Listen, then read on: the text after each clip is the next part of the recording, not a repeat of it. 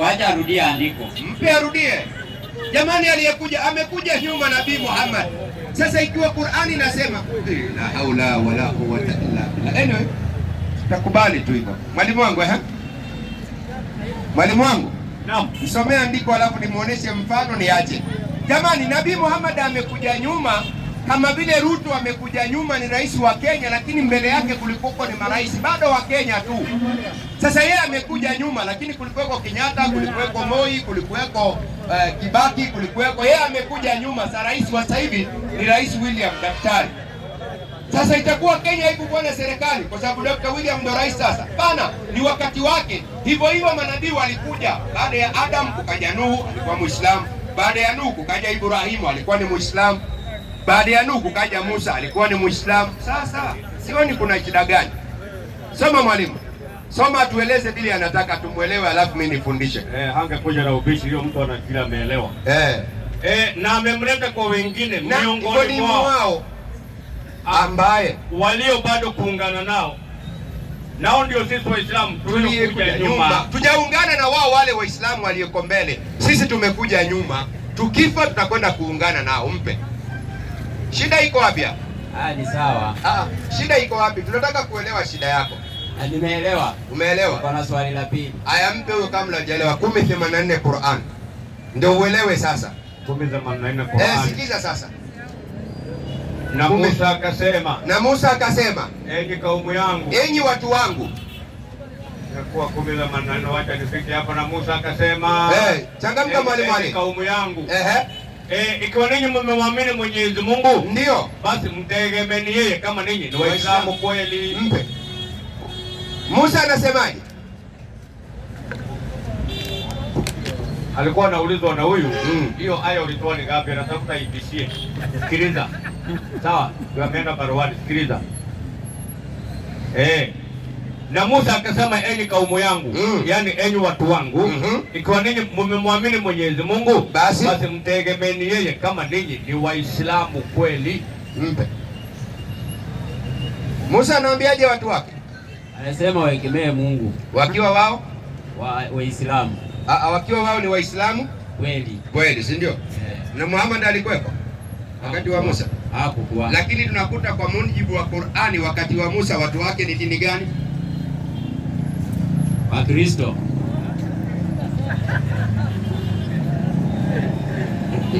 Rafiki yangu, hizo habari umezitoa wapi? Nisomee Matendo ya Mitume 7:38. Wewe, Matendo ya Mitume Musa hakukuwa wala hata Yesu. Sasa hapo kunaambia matendo ya mitume. Ngoja kidogo. Sasa angesema matendo ya Musa kuliko matendo ya mitume. Wewe ngoja kidogo. Musa alipewa kitabu gani? Mwalimu. Ngoja. Musa alipewa kitabu gani? Torati. Alipewa Torati. Ndio inasema walikuwa Wakristo. Ukinipatia hiyo andiko na nipeleka kanisani Jumapili. Unaendanga siku gani wewe, nini kanisa gani? Mimi naendanga yote. Nasema kanisa yako ni gani? Mimi naendanga kanisa siku zote mwalimu. Sijasema, angalia Kiswahili changu nafikiri. Pia hata mimi ni Mkenya. Sijauliza unaendanga wakati gani kanisani. Sijauliza hivyo. Nakuuliza unaendanga kanisa gani? Do you understand a little bit of English? Kanisa ni jengo. Sijauliza hivyo. Sijasema wewe ni kanisa. Mimi najua ni jengo. Nakuuliza wewe unaenda kanisa inaitwaje? Wacha nitumie Kiswahili ya nyumbani. Seventh day. Tutaenda, hiyo ni ya Jumamosi. Haya, nipe Musa alikuwa ni Mkristo na watu wake.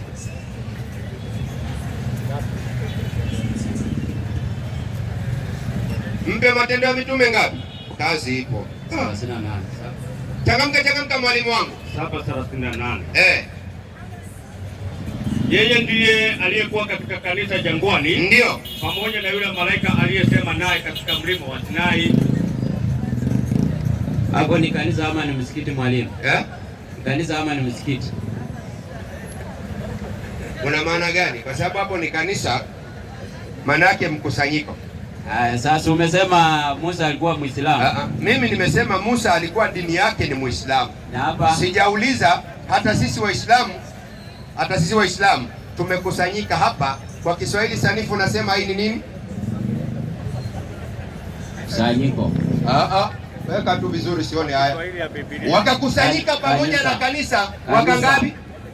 Moja. Kwa hivyo watu wakikusanyika wanaitwaje? Kanisa. Sisi dini yetu gani?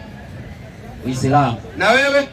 Ni Mkristo. Kwa hivyo Musa akakusanyika pamoja na watu ikaitwaje? Kanisa. Ambaye ni mkusanyiko wa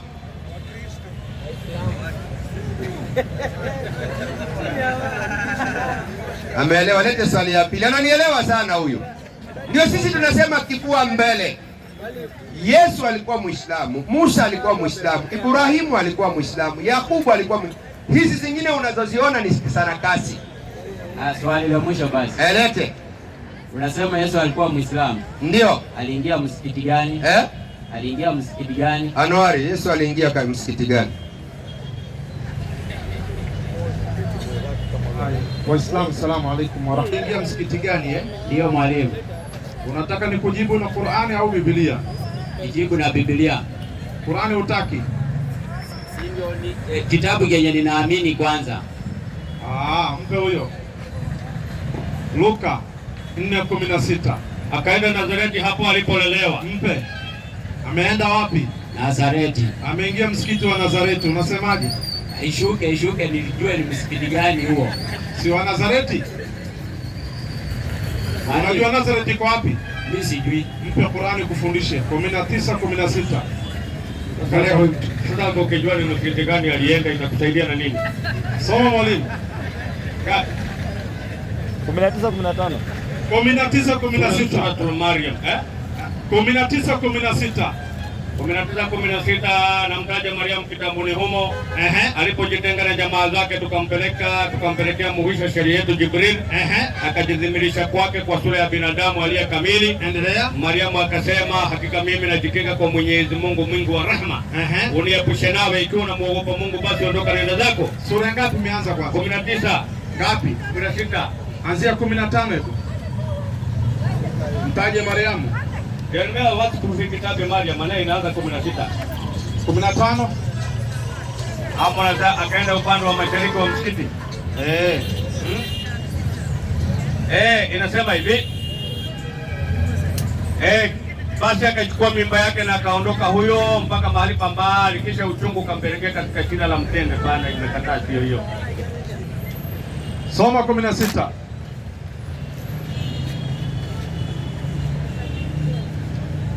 Soma aya ya 16. Namtaja Mariamu kitambuni humo. Endelea. Alipojitenga jamaa zake, akaenda mahali upande wa mashariki wa msikiti. Na nilikuwa nimesoma ukasema sio hiyo. Aya mpatie. Mariamu alijitenga na watu wake, akaenda upande wa mashariki wa nini? Msikiti huu uko Palestina. Umenipata vizuri? Ushasikia Palestina? Lakini hapa ni Mariamu mwalimu. Kidogo. Kwani Mariamu alikuwa amebeba nani? Mimi nauliza kuhusu Yesu. Nasema hivyo nisikize. Mariamu, hebu nisikize nimalize basi. Mariamu alimzaa Yesu msikitini. Msikiti wenyewe uko Palestina, Jerusalem. Na tukasoma Biblia tukapata Yesu pia alipokuwa mkubwa akaenda msikiti wa Nazareti pia. Mwalimu, basi mimi nauliza Yesu akiwa mkubwa ameenda msikiti wa Nazareti. Msikiti yupi? Wa Nazareti sio yupi. Sema upi? Msikiti gani huo basi? Msikiti wa Nazareti. Januari. Jibu iko hapa. Msikiti gani? Soma basi. Sikiza. Jibu iko hapa. Hapo ndio unataka. Haya, sikiza. Kuna na mambo mengine mengi aliyoyafanya Yesu ambayo haikuandikwa moja kwa moja. Hawakuandika tayari alienda. Ali ushanikoroga. Hawakuandika ni msikiti gani alienda. Mimi nimetoa sasa. Mbona mwalimu kidogo? Nimetoa imeandikwa ni msikiti gani, wewe nao na sasa wewe nisikize rafiki yangu. Nakusikiza. Kwanza huyu Yesu bila shaka hajawahi enda kanisani. Nisikize vizuri kwa makini. Tena ni kwa makini. Kabisa hajaenda kanisani. Sawa. Lakini kwa mafundisho ya Uislamu ndio nakufundisha sasa. Imani yako wewe ni kanisani. Yangu ni msikitini. Sawa. Kanisani hajaenda, hiyo tumemaliza. Sawa. Tunarudi kutafuta msikitini. Msikiti. Sasa nisikize kwa mafundisho ya Kiislamu. Huyu Mariamu alikuwa anafanya kazi msikitini. Mtumishi wa Mungu wa msikiti unaitwa Baitul Muqaddas ama Masjidul Aqsa ambao uko Palestina. Huko ndo mahali Yesu alizaliwa. Mariamu alikuwa anafanya kazi kule na akamzaa mwanawe huko. na Yesu akalelewa msikitini. Kisha baadaye alipokuwa mkubwa akawa anaswali katika huo msikiti na msikiti wa miji zingine katika miji ya Palestina. Na moja katika msikiti alienda ni msikiti ulioko Nazareth. Nazareth na Bethlehemu pia. Bethlehem ni Beitul Lahm, mahali watu wanakula nyama vizuri sana. Unasikia vizuri? Huko pia Yesu alikuwa anaenda msikitini. Walipotafsiri wafasiri wa Biblia wakasema hii sinagogi aliyoingia maana yake ni msikiti uliojengwa na Wayahudi. Wayahudi ambao walikuwa ni Waislamu. Nini hujaelewa? Mwalimu, kwa mafundisho huo. Mimi nilitaka maandiko yenyewe niambie, wote niambie kwa mdomo ili nikuulize swali. 4:16 maliza. Luka. Maliza asikie mwenyewe. 16 Luka. Anataka kujua jina la msikiti, sijui akaka kwenda huko. Soma mwalimu. Akauliza kazi ya kupaka rangi. Luka 4:16 inasema akaenda Nazareti hapo alipolelewa. Na siku ya Sabato akaingia katika sinagogi kama ilivyokuwa desturi yake. Naam. Akapewa chuo cha nabii Isaya asome, akakifungua pale palipoandikwa Roho wa Bwana huyu juu yangu. Patie. Mwalimu, subiri kidogo. Umesikia nini hapo? Nimesikia. Alipewa chuo cha nabii Isaya. Kisha Ali, tafadhali.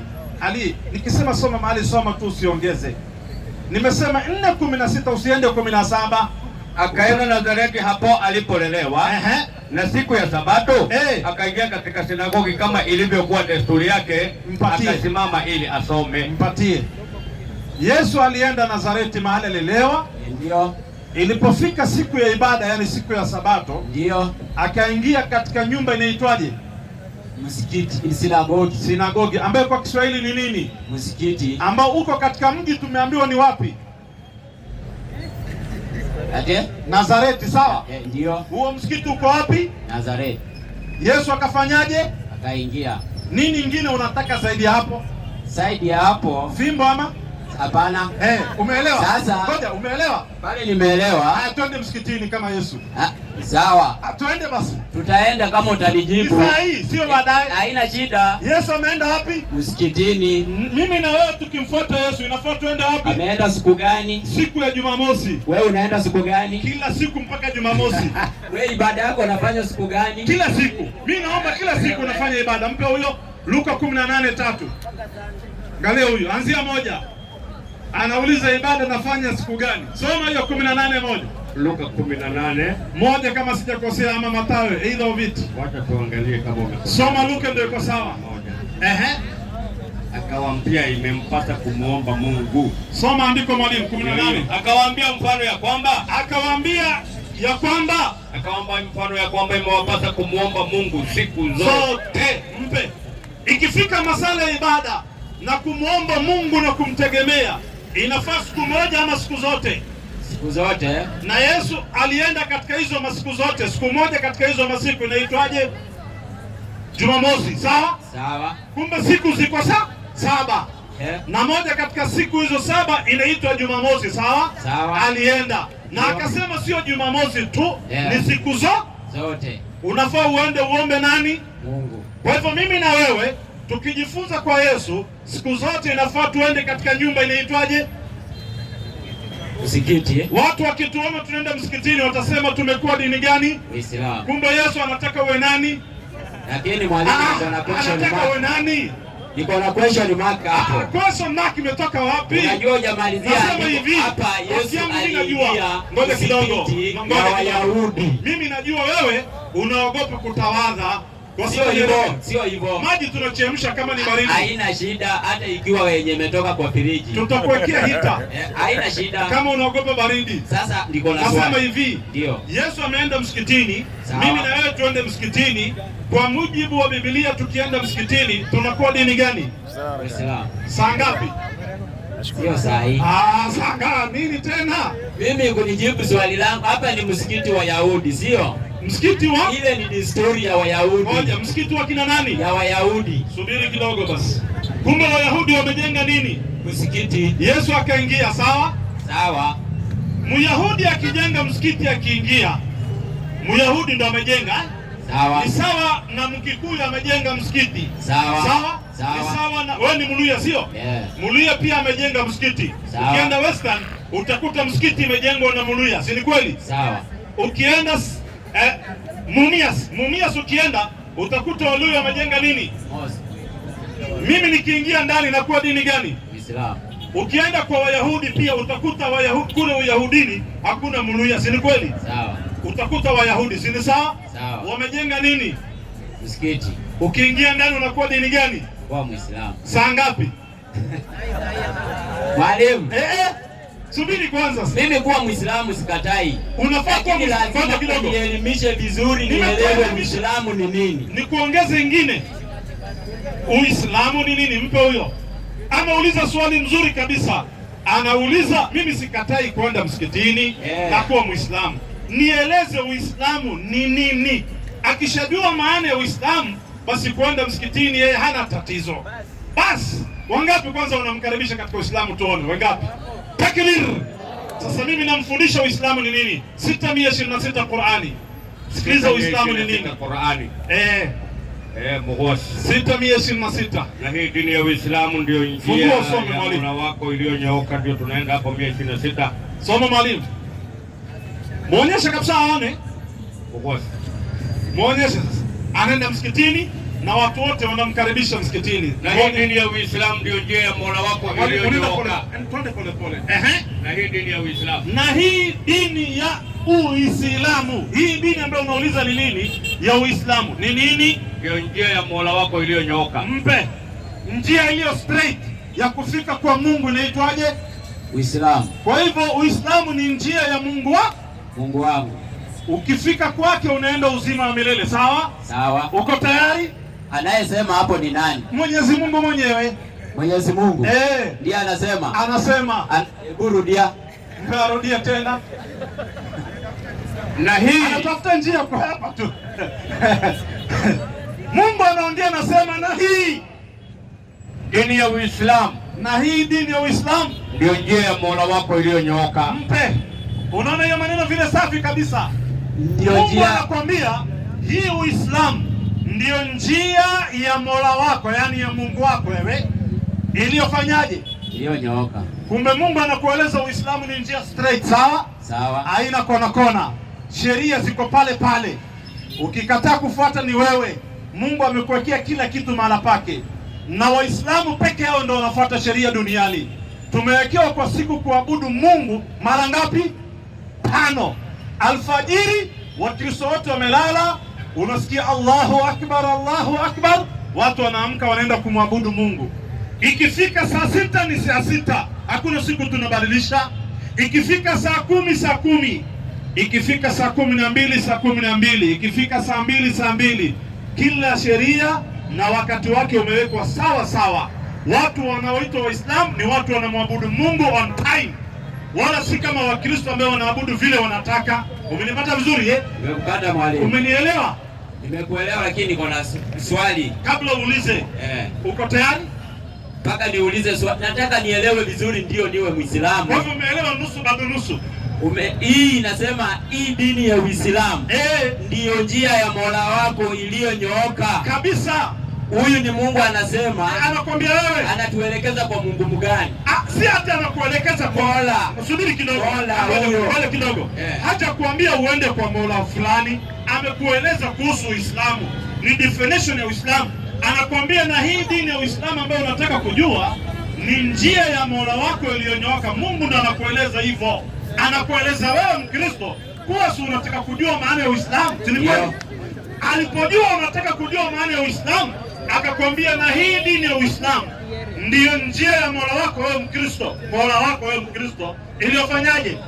Iliyonyooka. Basi Mungu ashamaliza. Lakini pale bado una wasiwasi. Bado una wasiwasi. Hii njia ya Uislamu ni njia ya Mola wako iliyonyooka. Ingesema hii dini ya Uislamu ndiyo njia yangu iliyonyooka.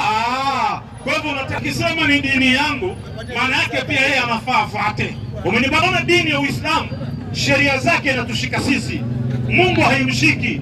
Ingekuwa anasema hii dini yangu, maana yake pia yeye yuko chini ya sheria ya Uislamu, maana yake anafaa kusali unavyotaka kusali wewe. Umenipata vizuri? Mungu yuko above that. akaongea kama third party, amewatia nyinyi mfuate hiyo dini. Hakusema ni yangu, ni yenu nyinyi, Mungu kawapatia. Ushahidi 5:3, alyawma akmaltu lakum dinakum, sio dini, dinakum wa atmamtu alaykum ni'mati wa raditu lakum alislama dina. Anakufundisha hii ni yenu, hii chukueni. Yeye hawezi kuwa chini ya sheria tena. Sio, unaelewa vizuri? Soma hiyo. Leo nimekukamilishieni dini yenu. Mungu naona sasa asemi dini yangu, anawaambia nyinyi wanadamu, nimekukamilishieni dini yenu. Endelea. Na kuitimiza neema yangu juu yenu, na nimetimiza neema yangu juu yenu nyinyi wanadamu, na nimekupendeleeni Uislamu uwe dini yenu, na nimekupendeleeni Uislamu uwe dini yenu, sio dini yangu. Yeye hawezi kuwa chini ya sheria. Mwenyezi Mungu hafai kusali kwa siku mara 5. Umenipata? Hii ni yenu, mmepewa, ni full package. Ndani yake kuna do na don't, ndani yake kuna sheria mbalimbali. Akasema hii ni yenu, fuateni, mpe. Umeelewa? Nimekuelewa mwalimu. Angesema yangu, maana yake pia yeye angesali, si ni kweli? Si ni kweli? Lakini kwa mfano nikuulize, kama mimi nataka nipate njia. Wewe una watoto? Aliyekupa nani? Mungu. Mungu Watoto ni wangu, lakini Mungu amenibariki nao. Aliyekupa nani? Watoto ni wa nani? Ni wangu. Aliyekupa nani? Mke wangu. Anaelewa. Haki ya Mungu. Wallahi mtihani. Ndugu yangu, hebu wangapi wanamkaribisha katika Uislamu? Wangapi wanamkaribisha? Waislamu, takbir. Takbir. Hebu wangapi wanamkaribisha nione kwa ishara ya mkono? Hebu angalia hapa. Wangapi wanamkaribisha ndugu yangu katika Uislamu? Wangapi? Wangapi? Takbir. Aya, rafiki yangu uko tayari sasa? Hao wote wanafurahia. Wangapi wanafurahia? Hebu angalia. Unajua hujanijibu maswali yangu kwanza. Rafiki yangu, umejibiwa yote. Kwa Muislamu tu. Nasema hivi, kuna mtu unaogopaga? Siogopi mtu. Wewe si ni mtu mzima. Naogopa Mungu pekee. Ngoja, wewe si ni mtu mzima? Ndio. Si una uamuzi wako? Ndio. Unaamua mwenyewe, si ni kweli? Ndio. Na ukiamua kama mtu mzima unaamua ile time yote unataka, si ni kweli? Ndio. Amua basi. Mwalimu. Amua tu. Kuamua nitaamua, lakini lazima nielewe. Sitaki niweke uamuzi usiokuwa sahihi. Nasema hivi, huu uamuzi tuna ushahidi kwamba ni wa sahihi na tumekupa maandiko. Ingekuwa sio sahihi, hatungekuwa tunaweka spika 2 na tunatoa gharama. Unaona Waislamu kila siku wanachangia. Leo ingekuwa tu kuna doubt, tungetoa sadaka. Waislamu kama tunashakashaka, tungetoa sadaka. Tungetoa. Tuko na uhakika wa imani hii kwa ni haki. Ndio maana Waislamu Mwenyezi Mungu anawabariki kila siku baraka tele tele. Kwa sababu gani? Tumeshika njia na mwenendo wa manabii na mitume. Manabii namna walivyoabudu ndio tunavyoabudu, na tuko na uhakika nao. Ndio maana tumesimama barabarani mchana kweupe tunatangaza Uislamu ndio dini ya Mungu, na tumeweka vitabu. Sio siri siri, mchana tunaweka spika, tunaweka vitabu. Ingekuwa sisi ni waongo, hatungeweka Biblia, tungeweka Qur'ani peke yake. Ndio tuhubiri kilichomo ndani ya Qur'ani mpaka Biblia, tukaona hata hii pia ni yetu, tukasoma. Kweli uongo? Si tunasoma Biblia? Tumesoma, lakini kuna mahali mnaruka. Hiyo mahali tunaruka tumeachia kanisa. Sasa kama pale penye mnaruka ndio mimi nakwambia. Haya, silimu basi. Pale penye mnaruka ndio mimi sitaki. Hakuna mahali tuliruka. Hakuna mahali penye unaruka hapo ndio mimi sitaki uruke. Haya, niliruka moja tu, nisome. Nisome hiyo moja. 3:11. Luka, niongee na Waislamu kisha. Hiyo akatae tu basi. 3:11 niongee na Waislamu. 3:11 Luka. Soma hiyo. Anasema akajibu akawaambia. Yesu mwenyewe akajibu akawaambia, mwenye kanzu 2 na ampe asiye na kanzu mpe. Yesu anaongea anasema mwenye kanzu ngapi? 2. Ampe asiye na nini? Na kanzu. Mimi niko na ngapi? Wewe una. Mimi sahi sikubeba. Nasema sasa ngoja kidogo. Nasema hivi, ngoja, sio ati sina sikuvaa. kuna kuvaa na kuna kuwa nayo. Sawa Sawa. Naweza kuwa niko nazo nimefua nimeanika. Sawa. Ndio nikavaa hii. Ikikauka nafanyaje? Unavaa. Niko na ngapi nyumbani? 2. Inafaa nikupe ngapi? 1. Ukivaa hiyo kanzu, subiri, ukapendeza, watu wakakuona, watasema umekuwa dini gani? Muislamu. Kumbe Yesu anataka uwe nani? Muislamu. Saa ngapi? Na mwalimu, hata kama ni saa hizi ni sawa. Uko tayari? Lakini angalia. Uko tayari? Saa hizi mimi nikikutana na wewe, nikwambie nipe kanzo moja saa hizi. Nakupa. Lakini kikupa shati ufanye nini? Ufae. Sawa? Sawa. Nikikupa ukivaa, watu watasema umekuwa dini gani? Muislamu. Saa ngapi? Sio saa hizi. Rafiki yangu, vaa kanzu ya Yesu, usikatae. Mimi namfuata Yesu tu mwalimu. Na ukimfuata Yesu, ukavaa kanzu, ukaonekana na watu, watasema umekuwa dini gani? Muislamu. Kumbe Yesu anataka uwe nani? Lakini kuna mahali ni unaweza kuelekeza kwanza. Pale lazima nisimame pale. Tulia kidogo basi. Waislamu, takbir. Wama alaina illa albalaghul mubin. Sisi kazi yetu haikuwa isipokuwa kufikisha, na tumekufikishia. Na hawa Waislamu wote ni shahidi, wameshuhudia kuwa tumekufikishia, na Mwenyezi Mungu ameshuhudia, na malaika wameshuhudia. Ujumbe wa Mungu tumekuletea, tumekufikishia. Hiyo ni wewe na nafsi yako. Ukikubali kusilimu ni wewe, hatukulazimishi. Mwenyezi Mungu ametukataza, amesema la ikraha fi din, hatulazimishi mtu katika dini. Uislamu, in fact, misikiti zinajaa zaidi kuliko siku zingine. Zinajaa msikiti hizo unazoziona. Mpe msikiti inajaa hivi, rafiki yangu, unanisikia vizuri Nakusikia. Kwa hivyo hata inawezekana usiposilimu umeachia chance mwingine akasilimu. Umenipata vizuri Kila kitu iko na wakati wake mwalimu. Ndio nasema si ati tunakuhitaji. Yaani si hatuseme hatuna watu, hatutafuti wafuasi. Sisi si kama matatu inasema beba mtu wa mwisho, sawa Hatubebi kila mtu, ni yule ambaye Allah amempa taufik na akampatia ilham, na huyo mtu akapata hidayah. Umenipata vizuri Hidayah ni uongofu unaotoka kwa nani? Kwa Mungu. Kwa hivyo Mungu akuongoze, sema amin. Amin. Basi hatuna nyingine. Uko tayari?